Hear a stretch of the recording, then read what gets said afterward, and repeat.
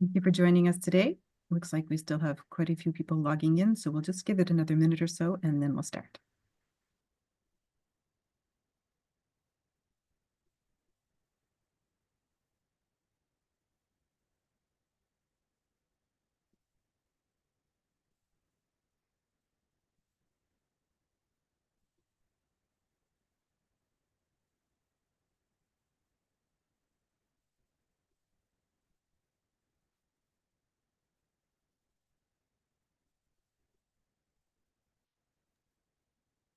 Good afternoon, everyone, and welcome to this National Bleeding Disorders Foundation Wednesday webinar. My name is Fiona Robinson, and I will be your host today. The title of today's webinar is Silencing the Clotting Challenge, siRNA's Role in Hemophilia. This webinar is being recorded.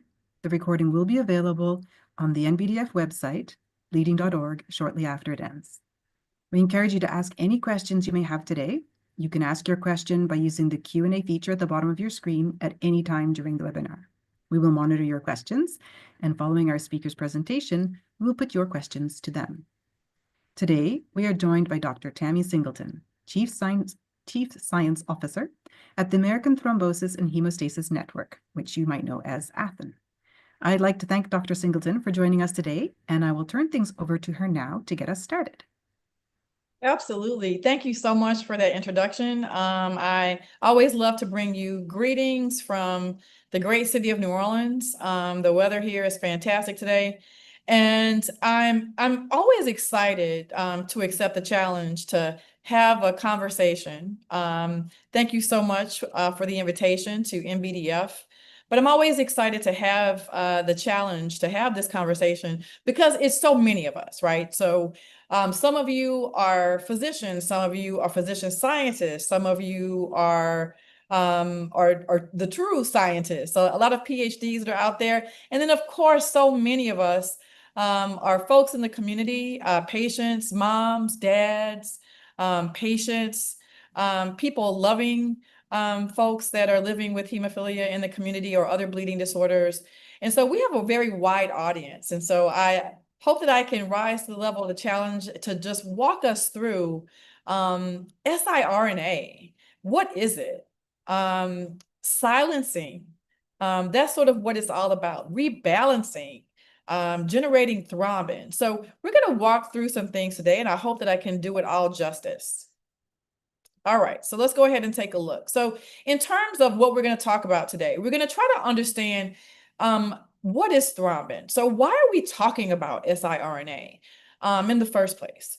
Ultimately, it's leading to the generation of thrombin for those living with bleeding disorders. So we want to understand exactly what is thrombin, how it helps to prevent and or stop bleeding in the coagulation system. What's important across the board, procoagulants, anticoagulants. We're going to talk about those proteins, procoagulants, anticoagulants. We're going to do a lot of this today. We want to expand your knowledge about an siRNA, right? That's silencing in terms of RNA and how thrombin generation is ultimately impacted. So did you know that there are certainly elements, proteins in your blood that help to prevent clotting when bleeds occur, right? So when these elements are balanced, bleeding can be prevented, stopped appropriately. There are elements that can help with clotting, right, called procoagulants, and elements that prevent clotting called anticoagulants. Two completely separate systems, but let's talk a little bit about more how things are affected. So in terms of procoagulants and anticoagulants in your blood, what are the big ones that we're focusing on? So the procoagulants that we're focusing on for our purposes would be factor 8, factor 9, factor 10. The anticoagulants that we're focusing on would include antithrombin, TFP, so tissue factor protein inhibitor, protein C, and protein S. So those are very common anticoagulants. So people that are living with hemophilia have low levels of procoagulants, right? Missing factor 8 or factor 9. And you can see that scale sort of tipped in terms of just naturally having more bleeding because the anticoagulant system is intact and has been unchallenged. Well, one approach to treating hemophilia, this is something that we're very familiar with, would be to add back in what's missing. So put factor 8 or factor 9 back into the system. So we infuse factor 8 or factor 9 in exogenously, right? Or we could mimic the presence of factor 8. But when the coagulation system is balanced, it increases an important protein. When you have that balance, you now have the opportunity to have thrombin generation. So factor replacement therapies are replacing what's missing, allowing thrombin generation to take place, preventing bleeds, stopping bleeds when they occur in the time of injury and/or surgical procedures. And so thrombin generation is ultimately that end game. So I just want to make sure you're paying attention. I'm going to ask a couple of questions. So is the coagulation cascade out of balance in people with hemophilia? Are factor 8 and factor 9 procoagulants or anti-coagulants? I know you got it. So the answer is yes, right? In terms of people living with hemophilia. And of course, factor 8 and factor 9 are procoagulants. Now, in terms of questions, I gave you a freebie first. How about that? Does replacing procoagulants help to balance the coagulation cascade? Yes, by replacing those procoagulants. Is thrombin a part of the coagulation cascade? Yes, right? So I wanted to make sure that we had an opportunity to start with this information, laying the foundation of what are we talking about and why is it important that we talk about this. So thrombin is a procoagulant that helps with blood clotting during bleeding events, activating other proteins, making stronger, more stable clots seal at the site of blood vessel injury. Now in hemophilia, we have low levels of factor 8 and factor 9, ultimately decreasing thrombin generation. So everyone produces different levels of thrombin, right? There's always some sort of scale or range. But we know for sure that a correlation has been found between thrombin levels and how often or how much bleeds happen in people who are living with hemophilia, because thrombin is the end game, the end goal. We want to increase thrombin generation. So just a quick review again. One approach to treating hemophilia is by adding back in, right, the missing procoagulants, factor 8 or factor 9. You now have that balance in thrombin generation. And an alternative approach, what we're kind of really focusing on today, is an approach to treating hemophilia by reducing the body's natural anticoagulants, right? And putting that scale back in balance, again, helping to generate thrombin. So there are those three types of natural anticoagulants. I only listed the three big ones kind of here. So tissue factor pathway inhibitor, we're blocking that procoagulant tissue factor pathway to prevent thrombin generation. With antithrombin, we're binding directly to activated factor 10. We're binding the thrombin and inactivates basically thrombin or prevents thrombin generation. And protein C, we're stopping the conversion of prothrombin to thrombin. Now, this is just a cartoon showing you what happens like when you kind of cut a vessel in half and you have the coagulation cascade present. So yes, in fact, it does not happen with Black Roman numerals on a white piece of paper. This is more of a cellular model of what's actually happening inside the blood vessel. So the activated platelet is at the center of it all. But even before you get to the activated platelet, you have a little tissue factor that's going to be exposed whenever there's injury. You have then that activation of factor 7, factor 10, a little activation, and thrombin generation. Well, tissue factor pathway inhibitors act there as a natural anticoagulant, right? Kind of binding and preventing the activation of factor 10. Well, if you inhibit or stop the production of that tissue factor pathway inhibitor or stop it or block it somehow, now you have, going back to those scales, right? You have that decrease of that anticoagulant, and now you have an opportunity to generate more thrombin. Now, protein C, remember, can act in the same way, inhibiting prothrombin to thrombin generation by stopping that prothrombinase complex, kind of right there at that focus area on the platelet. But antithrombin is going to be a focus of ours. We're going to inhibit thrombin directly, or we're going to inhibit that activated factor 10. So we're going to inhibit that, and that then is another anticoagulant that is going to be decreased, again, shifting that balance and allowing us to have an increased thrombin generation. So before we talk about the inhibition of anything, before we talk about siRNAs, I thought it was important to take a step back for a second I'm going to take you back to biology. We're going to go back to ninth grade, for those of us who are not scientists. And we're going to talk a little bit about what is DNA and then what is RNA. So for the most part, right, cells are the basic building block of any organ. So it's the cornerstone of life as we know it, a cell. Well, within a cell, there's typically a nucleus. In most tissues, there's a nucleus in that cell. And within the cell, we all have chromosomes, typically 23 pairs of chromosomes. And within those chromosomes, we have DNA. So 23 pairs of chromosomes are living within the nucleus of a cell, each human cell.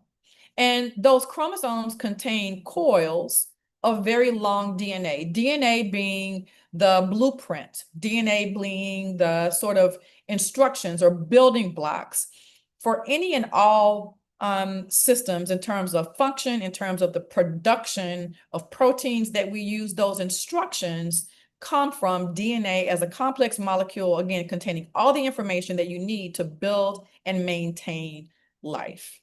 So what exactly is RNA? So RNA, it's technically ribonucleic acid. It's a nucleic acid that presents, again, in all living things. It's similar to DNA, except it typically exists as a single strand and not that double-stranded coil. It's in this single strand, it works to take that instruction from the genetic code, ultimately leading to the production of a protein. Now, that production of a protein typically starts with transcription, and it's almost like a roller coaster, sort of. That's how I consider RNA polymerase. It's an enzyme that sort of reads the DNA, those instructions, right? The code coming from that genetic code. So RNA polymerase sort of reads the DNA, creating a single strand, creating messenger, ultimately single strand, but creating a messenger RNA that will then provide the instructions to make the protein. So that process where it goes from DNA and that reading of the RNA polymerase to make the messenger RNA is like a transcript, right? You're getting ready to provide the instructions as a result of the work that has been done by DNA, almost like a transcript in school. And ultimately, the messenger RNA with those instructions are going to translate into the actual production of protein. So DNA is the code, that genetic code. RNA is the process where the instructions are then taken to create the protein itself. So again, how are proteins made? Within the nucleus, you have that transcription process where we go from DNA to messenger RNA within the nucleus of the cell. Outside of the nucleus of the cell, now on the cytoplasm of the cell, we actually have the translation or creation of protein from messenger RNA. Cute little ribosome is there that's going to participate in that process, again, almost like a roller coaster, if you could imagine it, ending up in the production of proteins.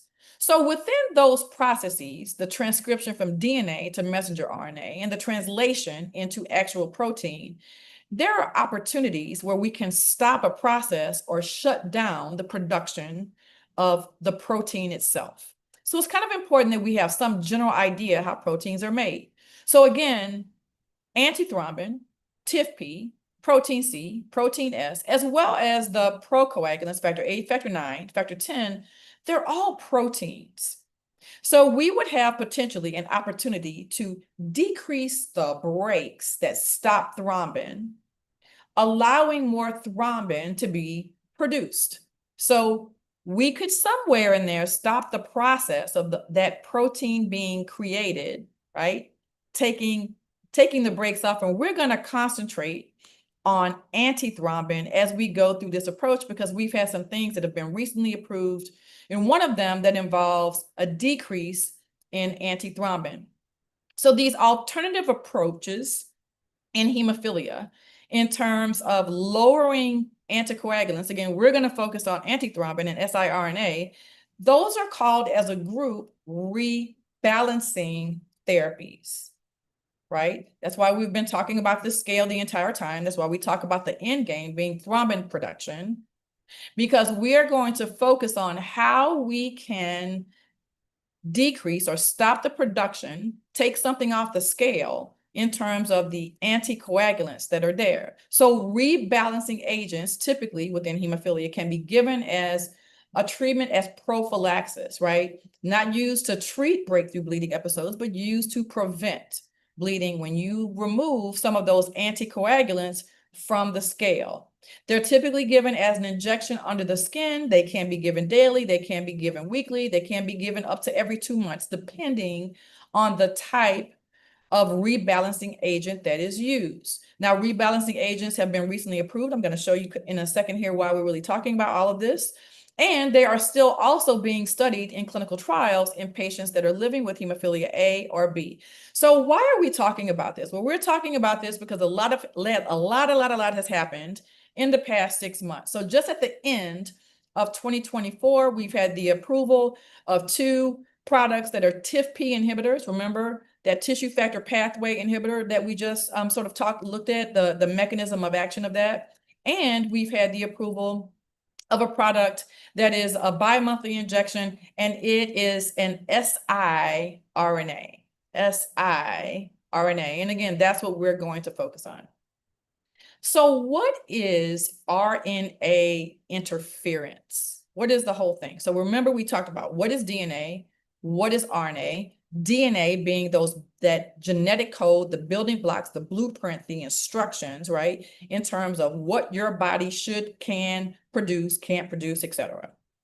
RNA is how those proteins then are actually made and or created in various steps. That RNA polymerase, the messenger RNA, the ribosome, and the messenger RNA kind of ultimately being read, that roller coaster ride, ultimately leading to translation and the production of a protein.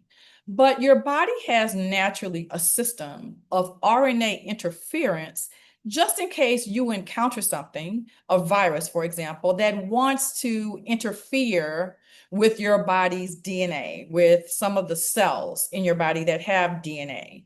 So RNA interference, again, describes a natural cellular mechanism that turns off gene expression, basically, by promoting messenger RNA breakdown, by destroying messenger RNA.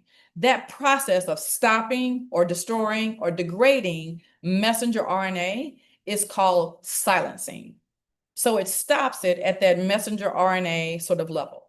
Again, RNA, in terms of interference of RNA, is naturally used to control gene expression and to promote or protect the genome, to promote or to protect, rather, your DNA, right? To protect that blueprint. So it can stop things in its track from being produced. And so it can be in response to a foreign or invasive nucleic acid. Sometimes that can happen, for example, with viruses. So the mechanism is triggered by a double-stranded RNA or a small interfering RNA, siRNA. That's what it stands for. Small interfering RNA, both of those things, a double-stranded RNA or a small interfering RNA, that's our focus. Both of those things are non-coding RNA molecules, but they prevent the formation of protein by various mechanisms, right? So you can see here a little illustration in terms of what happens with the interference. I'm going to take a deeper dive into how this messenger RNA is degraded and ultimately stops the production of proteins like, for example, antithrombin. So I think history is important because it's important to know that this technology, this concept has been studied for some time, well over 30 years, in terms of small interfering RNA being an approach to drug discovery and development. It was so fascinating. It was sort of first introduced in terms of being published on the science scene by the study of petunias. It was noted in terms of petunias, plant development and progression, that they were supposed to turn violet or purple, and they did not. 1990 landmark publication in terms of having an understanding of this small interfering RNA. Well, Fire and Mello also published a paper in 1998, great year, the year I graduated from med school. But Fire and Mello produced a paper that reported a potent silencing gene and its impact on worms. So you have plant models, animal models, but ultimately in 2006, they were awarded the 2006 Nobel Prize in the physiology of medicine, basically for this phenomenal, outstanding discovery. And the first medication class in terms of siRNA, the first medication was approved in this class in 2018, and I think it was for amyloidosis. There are up to 7 products now that have been approved in terms of small interfering RNAs and therapeutic approaches, treating various things, including hemophilia. So that's just the history. I think it's always important. So let's take a step back again. So RNA interference has been studied over time, and we know that it is this, what we refer to as non-coding, and it results in that post-transcriptional, so coming from DNA to RNA. But before the RNA can then translate into protein, the messenger RNA is silenced. So you ultimately have a reduction in that translation of the messenger RNA into protein itself. Again, specifically for our purposes, this would be something like antithrombin, right? So it can stop the production of protein. So let's take a look again. So in terms of gene transcription and translation, so that little circle there represents the nucleus. And remember, DNA is in the nucleus. RNA, in terms of an RNA polymerase, it's an enzyme, is then going to sort of read the DNA, producing messenger RNA, which goes through a process called splicing before it leaves the nucleus as a single strand. Once it leaves the nucleus as a single strand, it's now in the cytoplasm outside the cell, and it's geared up and ready to go and ready to make protein. It goes to the protein synthesizing factory. It goes to the ribosome. Messenger RNA is ultimately kind of read sort of like a zipper within that ribosome, and you then have the production, which is translation of protein. So just a review again of what happens with transcription, translation, ultimately protein production. So these small interfering RNAs are nucleotide length 20, they're double-stranded. They have a target in terms of messenger RNA being base complementary, but the focus for us would be on the fact that you have the messenger RNA cleavage, degradation, basic destruction by this small interfering RNA, siRNA. Now, when we're talking about siRNAs in terms of treatment, it falls within a therapeutic class, and they're synthetic. So we have, in the laboratory, made some adjustments to a small interfering RNA to enhance its function from a therapeutic standpoint, right? I just talked about how there are at least 6 different therapeutic options now made available, approved on the market, utilizing this synthetic siRNA. So this RNA silencing. And it involves what's called a sense strand, an antisense strand. The antisense strand is more the functional strand. The sense strand can be like sort of like a guiding strand. But what happens is with this modification for a specific therapeutic class is you have some enhanced ability from a sort of chemistry standpoint. So an ESC is like enhanced ability chemistry because there are some modifications to the nucleotides that really help to increase the target of the messenger RNA binding to help to really promote that silencing function. It also improves kind of how long it stays in circulation, so pharmacokinetically. In terms of the siRNA, when you have something that has been synthetically created, So now you have some modifications that overall improve the function, improve the potency, improve the stability and the durability, as well as you have some acetyl linking here. You can see that on the right, where you have the covalently linked ligands that really help to almost sort of drive as residues so that they can target specific cells. And again, from an antithrombin standpoint in hemophilia, these covalent links help to really drive this siRNA to go to hepatic cells or liver cells. So it's a liver targeted delivery system. Now, don't let your eyes cross with this next slide. I'm showing you this to really kind of show you what happens in terms of targeted delivery to the hepatocyte. So on the right, you have an example of what happens within the hepatocyte. So you have endocytosis. It's really, attracted, binding, going into that hepatocyte. That is happening with the ASGPR. Those are receptors that are highly expressed in the hepatocyte, where you have a high rate of uptake, really. So again, kind of driving this siRNA that's going to go specifically to or targeting the hepatocyte or liver cell. And I kind of can't help myself, being a girl from South Louisiana. I kind of envision like a boat, with the motor on the back of the boat, sort of really driving and targeting that. So that's how you can envision that covalent link. It's almost like a motor where you can really drive and direct the molecule specifically to the liver cell or hepatocyte, right? So we have this conjugated sort of ligand that's involved in that direction so that it goes specifically to the liver. So targeted delivery to a hepatocyte. That's why I thought it was important. Okay, are you with me? Eyes crossing yet? I just want to ask you a couple questions just to make sure you're still awake. Okay, so is thrombin important in preventing and stopping bleeding? I know you know the answer to that. True or false, people with hemophilia have a lower level of thrombin? True, false? You know the answers. Yes and true. Okay, so just wanted to make sure you were still with me.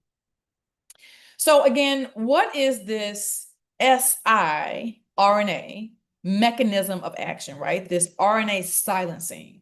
Well, does it incorporate into your DNA? No. So siRNA is not incorporated into DNA. So there's no permanent modification that occurs. Remember, your DNA is over here serving as the coding, the instructions for RNA, which is going to serve to provide the instructions and ultimately the code to produce protein. So siRNA is stopping or silencing, degrading that messenger RNA that has the instruction. So the target, again, is messenger RNA, kind of like scissors, cutting up the messenger RNA, but the DNA is over there intact. So the interaction of the siRNA with this, again, kind of complementary messenger RNA, so siRNA, messenger RNA, it results in a selective degradation of that messenger RNA. Now, the duration of action of siRNA, the process that involves enzymatic degradation, it ultimately leads to the clearance of siRNA, so its action is transient. So again, siRNA doesn't last forever. It is degraded kind of naturally by enzymes that exist within the circulation. So it's there typically only transiently as siRNA. The use of delivery vehicles, again, can regulate the kinetics of siRNA, kind of how long it stays in the system. Again, I told you a little bit about how it's kind of directed, like the motorboat example, going to a hepatocyte, a liver cell, and then the stability of siRNA with some chemical modifications, right? Because this is for therapy purposes, can certainly enhance the stability of an siRNA, ultimately resulting in silencing. So I'm going to take just a slight deeper dive just for a second. So hang on to your head. And we're going to talk a little bit about the mechanism actually of siRNA. So this is exogenous synthetic siRNA. Remember, that's introduced and loaded into something called the RNA-induced silencing complex, RISC, right? So it's introduced and ultimately loaded into the RNA-induced silencing complex. It really bypasses the requirement for your body's kind of natural cleavage by dicer of the messenger RNA. So I can't help myself either. I look at it and I see a hot dog. But here's a way of thinking about it. You have the nucleus, right? Remember, the DNA is inside that nucleus, safely tucked away in terms of that genomic code. Now you're in the cytoplasm. You have this double-stranded RNA, going to be that functional, ultimately messenger RNA. It's typically cleaved by something called dicer. And then you have the siRNA, right? It's 21 to 25 nucleotides, and it's created by cells. And this siRNA that's synthetic is inserted into a cell. So we have our own body's natural mechanism of siRNA. We have a synthetic siRNA that can be inserted into cells. From a therapeutic standpoint, we're talking about a synthetic siRNA. The synthetic siRNA, with the strand of it called the guide strand, it loads into RISC, bypassing dicer and ultimately preventing the messenger RNA from making protein by degrading it. So you have a sense strand that is ultimately degraded, and siRNA unwinds the functional and antisense strand of siRNA kind of remains. So it's like it all happens, the action happens within that RISC, that RNA-induced silencing complex. And again, I can't help myself, but sort of think of a hot dog and kind of how it functions. So again, the siRNA unwinds the antisense or guide strand, which is complementary to the target messenger RNA, remains associated with RISC. So that guide RNA, antisense RNA, remains associated with the RNA-induced silencing complex, again, the hot dog, and the sense strand or passenger strand is ultimately degraded, and then you cannot have translation and ultimately production of protein. So this antisense strands against pairs with the desired targeted messenger RNA. The action is kind of happening like with the hot dog, and then RISC degrades the targeted messenger RNA. So the RNA-induced silencing complex is sort of where the action is really happening with the synthetic siRNA. And again, that targeted messenger RNA and the RISC ultimately degrades that messenger RNA. So this double-stranded RNA molecule is ultimately cleaved inside the RISC. The messenger RNA is degraded, and you ultimately have inhibition of the protein. You stop the protein synthesis. It absolutely can't happen. That targeted messenger RNA is completely cleaved and degraded, and ultimately you cannot or will not produce the protein. So again, kind of taking this back to us, we have used a synthetic silencing agent. We've silenced RNA, and we have used this approach to lower the anticoagulants, causing a rebalancing to allow thrombin to be generated. That's the concept of a rebalancing therapy and its connection to siRNA. And for our purposes, we're kind of focusing in terms of antithrombin. So true or false? Okay, let's participate. True or false? Factor replacement therapy is one way to prevent or stop bleeds in people with hemophilia. Are you up? Are you up? True. True or false? Lowering levels of anticoagulation is being studied as an approach to prevent bleeding and has been, in some cases, now approved, we've seen, in terms of preventing bleeding. Yes, we have newly approved agents. We also have agents that are being studied on a continuous basis in clinical trial. So I hope I gave a little something to the scientists out there, to the physician scientists out there, and to all of the non-scientists to try to be able to digest like where this is coming from, how silencing of RNA can stop the production of protein, and how rebalancing agents that use that mechanism could potentially work. So again, small interfering RNAs, siRNAs for short. From a therapeutic standpoint, it's a synthetic RNA molecule that disrupts the flow of genetic information by preventing protein synthesis. It prevents protein synthesis. It didn't do anything to the DNA, but it prevented the RNA from translating or producing proteins. So siRNA, again, is loaded into that risk, the RNA-induced silencing complex. So inquiring minds after this talk may want to know more and go read more about risk, but the sense strand is degraded and the antisense strand then pairs with the complementary target sequence. And that degradation happens, again, following that double-stranded RNA is cleaved and degraded. Kind of neat, huh?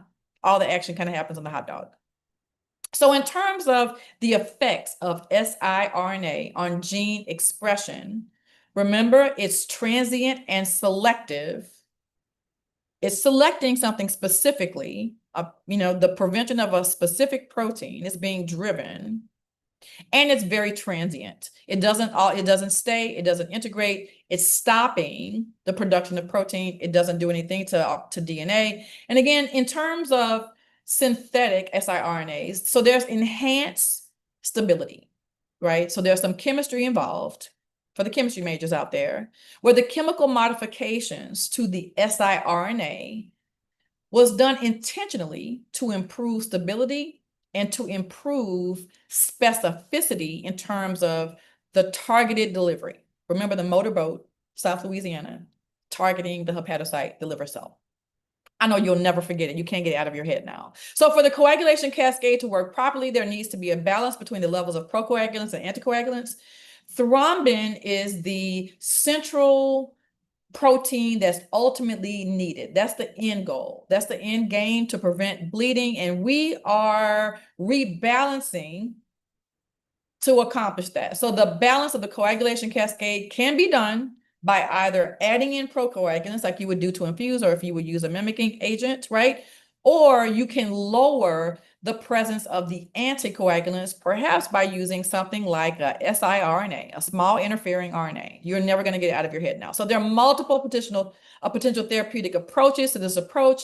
I kind of highlighted a couple of those things that are out there, TIFP inhibitors, as well as antithrombin inhibitors that can be used in people living with hemophilia. The goal of all hemophilia therapeutic treatments, again, is to generate sufficient thrombin to allow hemostasis to occur and to ultimately prevent or stop bleeding episodes. And rebalancing agents, they're non-factor therapies. They're used for prophylaxis. Some are approved, some are still being studied in certain populations. Hemophilia A and B with inhibitors will be the folks that can use these agents. If you want to know more, you can always, have a geek moment with your hematologist. For those of us who are scientists and know a lot about science, but that RNA train kind of left us behind, that siRNA train, now you have an introduction to a concept. So thank you so much for your time, from my family to yours, I always like to say.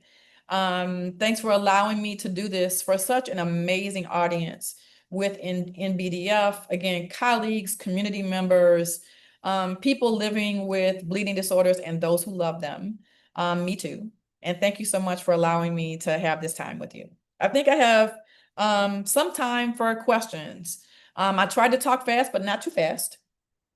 I think it was absolutely perfect. Thank you so much, Absolutely. Dr. Singleton. That was amazing. Yeah. Really, really an amazing presentation. Everything from like the hot dog and the motorboat down to the nucleotides.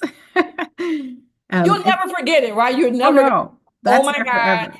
Yeah, it's the motorboat. Oh my God, risk is a hot dog. Yeah. Absolutely.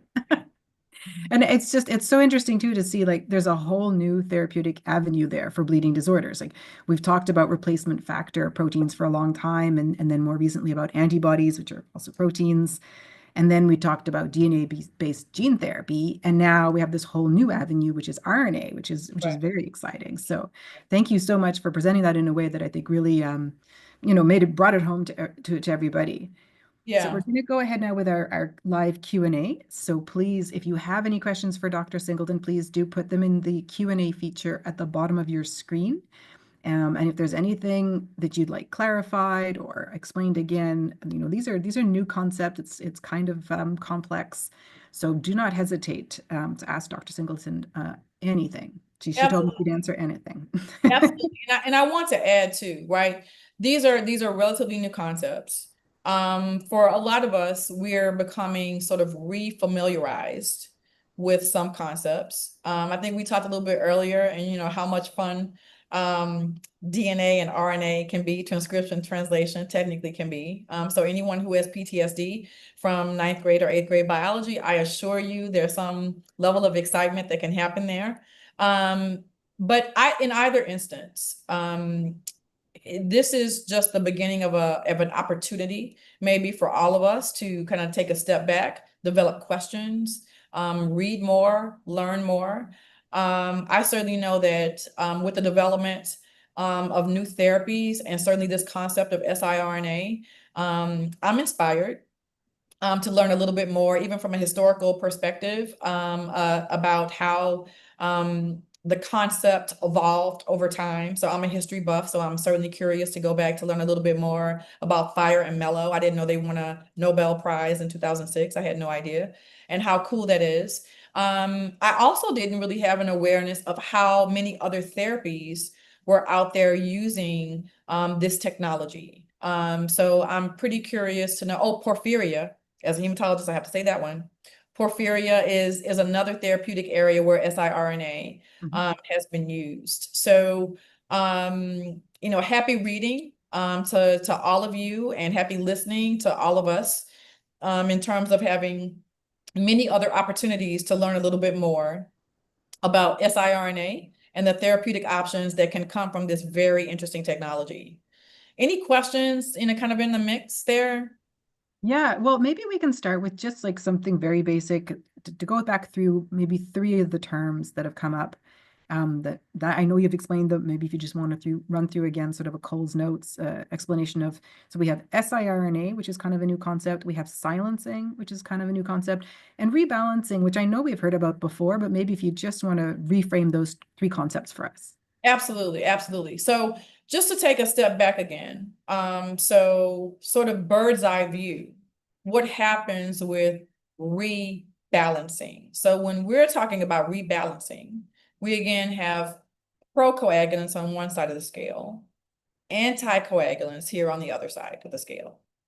So one way of keeping that scale balanced to allow thrombin generation would be to replace what's missing. So add back onto the scale factor 8 or factor 9, now rebalancing it. You have a natural anticoagulant system. We all do.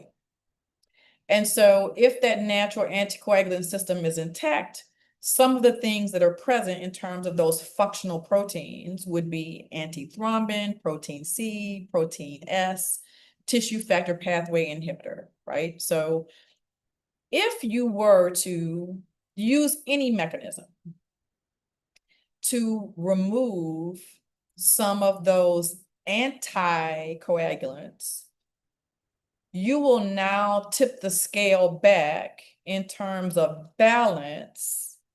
If you're missing procoagulants on this side and you take off some anticoagulants on this side, now the scale, instead of being tipped like to bleeding, will then be rebalanced again. So you have thrombin formation. So that's like the big concept of rebalancing. Now, in terms of small interfering RNA, siRNA, what we talked about today with this siRNA is utilizing your body's natural system of silencing, stopping a protein from being produced by using a synthetic or created siRNA to stop protein production. Specifically, we're talking about stopping the production of something like antithrombin. So it goes beyond the step of your genes that are sitting there in the cytoplasm. So after your genomic code, your genes have given instructions to make a protein, and siRNA outside of the nucleus in the cytoplasm is now going to use a special complex where the synthetic RNA will be specifically targeted to stop the instructions via messenger RNA to make protein. So it stops the production of a specific protein.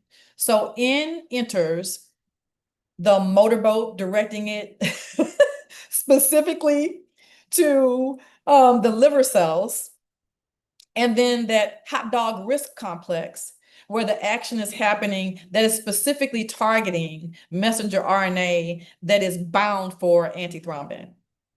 So it's the rebalancing complex and how the silencing happens specifically to stop the protein production. Okay. All right. Yeah. That makes sense. So the silencing is kind of a stopping a protein production, and the siRNA is kind of how you pick which protein you're going to stop making. That's correct. Okay. That's correct. Super. Thank you. Got a lot of very positive comments from people just saying thank you for this. It was really a very interesting presentation and a really excellent explanation of some really complex concepts. So people are really So what I want to know, just really quickly too, is there anyone out there who had no idea what siRNA was, but you now sort of understand it? Is there anybody? Kinda, sorta? We'll see if we hear from them. They is there anybody submit that in. Maybe you heard of it, maybe you just had no clue at all what siRNA was? I'm going to go out on a limb and say that there's definitely. You think, is there anybody, maybe one person? I'm going to say there's maybe more than one. Oh, okay. I feel like it's a safe bet. Okay. Well, that was again, that was the goal. And hopefully the goal too is for those of you who, again, are familiar with the concept of translation.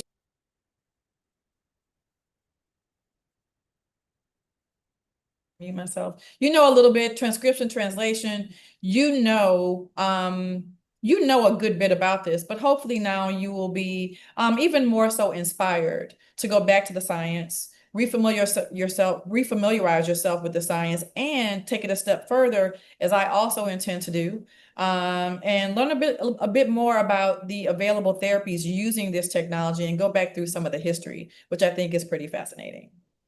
Yeah, we have a comment here from Miriam who says, thanks, it's an excellent presentation, and it took her back to her college years and studies in molecular biology. So absolutely.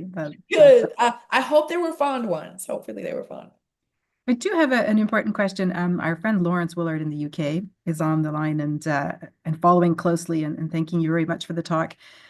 And he's been following fitusiran and their commercial journey and wondering if you could speak to it a little bit, and maybe touch on some of the potential challenges when we're looking at the cascade in this way. And I think maybe what we're looking at here, and other people have asked a bit about this, is if you naturally have antithrombin to balance things out, is there any potential risk in dampening that down? Because it must be there for a reason. Is there any potential then that you can end up with too much thrombosis, for example? Yeah, absolutely. So the answer to that question is yes, but I also think it's important that we recognize in terms of risks and or side effects in hemophilia care and hemophilia therapy, that thrombosis is always going to be one of those risks.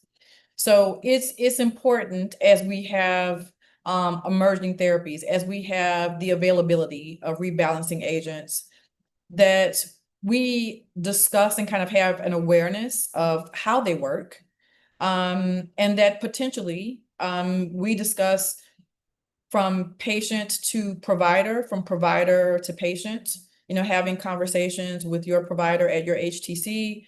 If you are a patient, person, family member living with someone that may have hemophilia, that you have a conversation about what's happening in terms of rebalancing agents in our community, if any of the newly approved and available products would be appropriate for you, and always having a conversation about how they work, the risks versus the benefits, because those things can vary right from person to person. So understanding some of the risks that are associated with therapies are always incredibly important, but certainly having an understanding that with any of the available therapies for hemophilia, that thrombosis is always a possibility and a complication, and certainly one with rebalancing agents that you want to have a conversation with your provider about.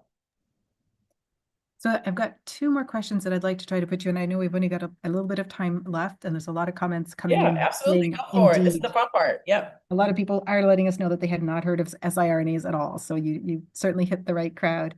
Sure. So one quick question, not terribly quick, but we talked about thrombin being the end goal in the coagulation cascade and the clotting, kind of independent of what the problem is upstream. So does that mean that this is a potential therapeutic avenue for bleeding disorders that involve deficiencies of other factors, for example, not just That's a the great naturally yes, hemophilia, yes, but yes, what about yes. others?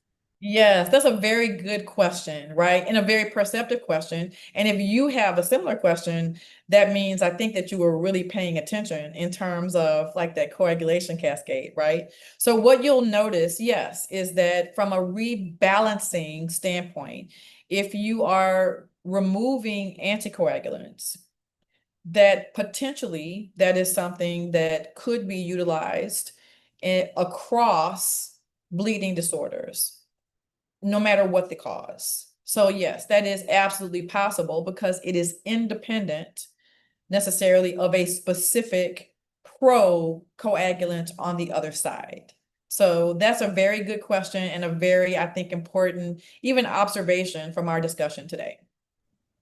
Another question, and this is a concern that somebody's raised on our Facebook presentation. They asked if there's anything that we've learned from RNA technology and the COVID vaccine that should cause us to maybe have some concern. Oh, not at all. So I think that actually what we learned from the COVID vaccine itself is that messenger RNA can be a target from a therapeutic standpoint. So there are various things that can be done in terms of enhancing, using synthetic, messenger RNA, and or in this case, silencing or stopping messenger RNA in terms of the production of a protein. So with the COVID vaccine, you could use like almost like a synthetic messenger RNA to then kind of code for a protein that can help with immunity in terms of the virus known as COVID-19. In this instance, we're having that same target in terms of messenger RNA, but we're targeting it in a different way. We're targeting specific messenger RNA, but then destroying that messenger RNA so it does not produce the protein. So I think it's important to point out that in terms of messenger RNA and the vaccine, that saved lives. COVID-19 took over 9 million lives. So just to kind of point out like the technology that was used, it was used in two different ways, two different targets, but the concept of what can happen after DNA and that messenger RNA is something that was utilized. And I think it's also important from a historical standpoint to say that scientists, physician scientists for many years have targeted messenger RNA for study for therapeutic options, but the silencing of messenger RNA works completely different or acts in a completely different way than the COVID-19 vaccine. But that's a really good question because when you hear messenger RNA, like that was the world's, from a global standpoint, that was our first introduction to messenger RNA, right? Like, what is this messenger RNA? But it is being targeted in a completely different way. Yeah, that's a really good observation. As I was joking with you earlier, I did my PhD in the early 2000s on RNA before it was cool. No one had ever heard of it. No one thought it was important. Now I'm Now kind of you're the cool kid. You're the right. cool kid. Yeah, No, but yeah. I would take it. Maybe we'll close with just one last question, getting back to the treatment of hemophilia. So we have a long history with replacement factor. We know we can use it for prophylaxis, for treating breakthrough bleeds, and for surgery. And when we think about rebalancing agents, and maybe just for the sake of time, we'll limit ourselves just now to the siRNA that is now available to treat hemophilia. Is it comparable? Can it be used for the same things, or are there any important distinctions there? So therapies that are using siRNA therapeutically for hemophilia would be primarily used from a prophylaxis standpoint. And so, similar to the concept of other therapies that are available from a rebalancing standpoint and or a mimicking standpoint, we would or may have to use still the replacement of a procoagulant, depending on the need, depending on the significance of a surgical procedure, depending on the significance of a bleeding event if it were to occur. And for, again, those of you out there who are living with hemophilia or love someone that is living with hemophilia, when you have a new therapeutic consideration, part of the conversation would always be, what would be your plan if there were to be a time when you are having a breakthrough bleeding episode? What would be the plan if there's an emergency? What would be the plan if you're having a surgical procedure? So depending on the agent, depending on the person, there would need to be a plan, just in terms of what would you do if. Okay, so that makes sense. So we're looking really at prophylaxis at the moment, and like with any prophylaxis, right? You always have That's a right. plan. That's Yeah, right. You yeah, always have a plan. Mhm. super. Okay, well, thank you very much, Dr. Singleton. I think we've come to the end of our Q&A for today. I think we could keep talking about this for much longer. It's such an interesting area, and you've done such Yes, an amazing job of explaining some really complex things. So thank you so much yes, for that. We really yes. appreciate that. Well, listen, thank you so much for having me. And I'm sure you will never look at hot dogs and motorboats the same. Nope, guaranteed. I'd like to thank also all of our audience members for joining us today. I know we have quite a few people on multiple different platforms, so thank you all for being there. This recorded webinar will be available shortly after it ends on bleeding.org. So if you want to go back and listen to some of these great explanations again or share them with someone else, that will be under the events tab. If you select past events, you can find all the archived webinars there. And also available in the events tab is the schedule of upcoming webinars. So join us again in 2 weeks' time on May the 7th for the first NBDF Research Journal Club of the year. And there we will be discussing breaking barriers in bleeding and thrombotic disorders in women with Dr. Bethany Samuelson-Banau and Dr. Leslie Skype. Thank you very much for joining us this afternoon, and have an excellent week.